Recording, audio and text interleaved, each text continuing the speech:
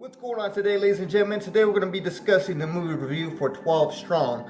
12 Strong is a movie based off the book Horse Soldiers by Doug Stanton. The film takes place after the events of 9/11, where these soldiers have to go on a declassified mission to fight off against the Al Qaeda and Taliban soldiers.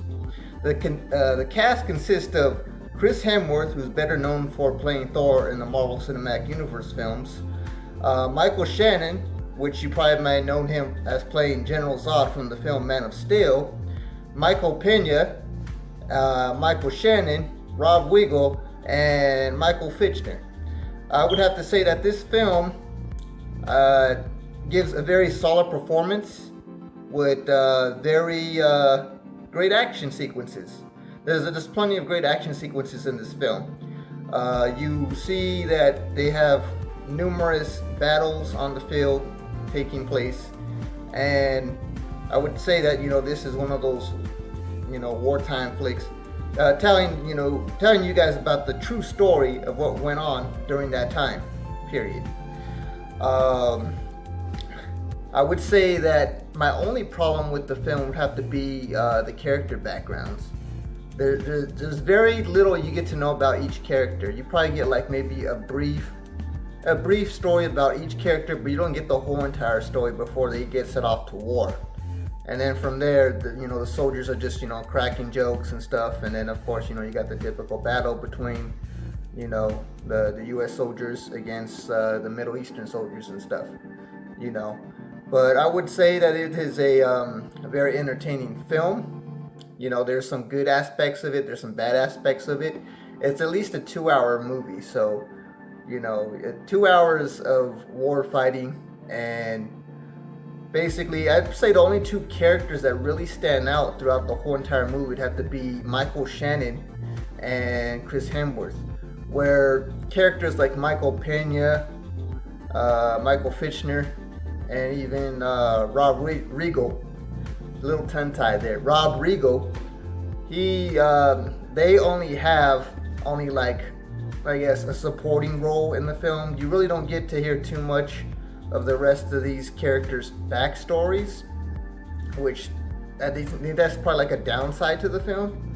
Like I said, their stories are touched down very briefly, one by one. So you really don't get the whole gist of the whole characters before they're set off to fight in the war zone against the terrorist groups Al Qaeda and Taliban. So they could have done something that where you got to know the characters a little bit more before that, so that way you could, I guess, relate to them a little bit more. But other than that, this is based on a true story. Like I said, solid acting performances, great acting performances, great action sequences, but not enough character build up to make the film where you could actually relate to some of the characters and the struggles that they're going through. So it's only like a good brief moment that they kind of like fast forward through that before they have to fight, the good fight. But like I said, the only two actors that really stand out because they get the most screen time would have to be Chris Hemsworth and Michael Shannon. Do I recommend this as a good watch? Oh yeah, I'd recommend it as a good watch. You could go ahead and check it out, the Redbox. Maybe it'll be on Netflix probably, maybe by next year or something. Or you could order yourself a Blu-ray or DVD copy off of Amazon or at Walmart or something. But I would have to say that I give it maybe 3 out of 5 stars in my humble opinion. You might have different thoughts than me. So if you've seen the film, leave your comments below. Give me your thoughts and opinions. Did you love this movie? Did you hate this movie? What do you thought they could have done differently?